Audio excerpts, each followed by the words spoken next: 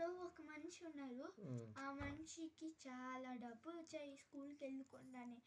మళ్ళాక చాలా ప్లేసెస్కి వెళ్ళి మళ్ళీ ఇంకా కొన్ని డబ్బులు మిగిలి ఉన్నాయి, అమెరికాకి వెళ్దాము అని ఎయిర్పోర్ట్కి వెళ్ళారు. అక్కడ చాలా మంది ఇంగ్లీష్ మాట్లాడుతున్నారు.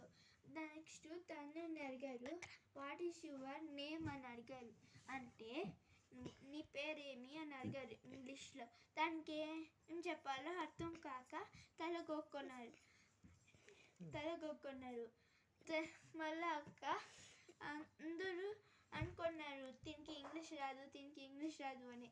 అందుకే తనని తిట్టే స్టార్ట్ చేశారు, ఏ డాంకీ, ఏ మంకీ అని.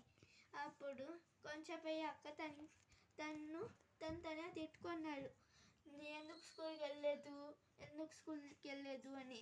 మళ్ళాగా కొంచెం తనకు ఒక ఆలోచన తట్టింది. ఒక్కొక్కరు ప్యాసింజర్స్ దగ్గరికి వెళ్ళి వాళ్ళ దగ్గర కూర్చొని కొన్ని వర్డ్స్ నేర్చుకున్నాము అని పోయారు.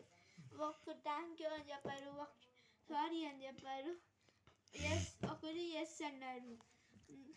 అప్పుడు ఇంకొకరు నో అన్నారు.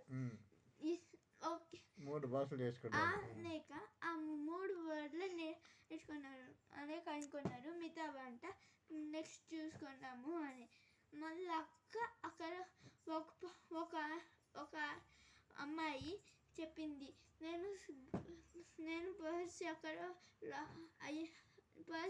దారిపోసుకున్నాను అని. చూసినావా అని అడిగారు. నెక్స్ట్ తను ఇంగ్లీష్ రాకుండా ఉండేవాడిని అడిగాడు, నువ్వు చూస్తీవా అని.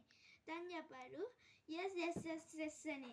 మళ్ళీ అక్క ఎక్కడుంది అని అడిగారు, నో అన్నారు. మళ్ళీ ఒక స్లాప్ ఇచ్చి థ్యాంక్ యూ అన్నారు. Thank you.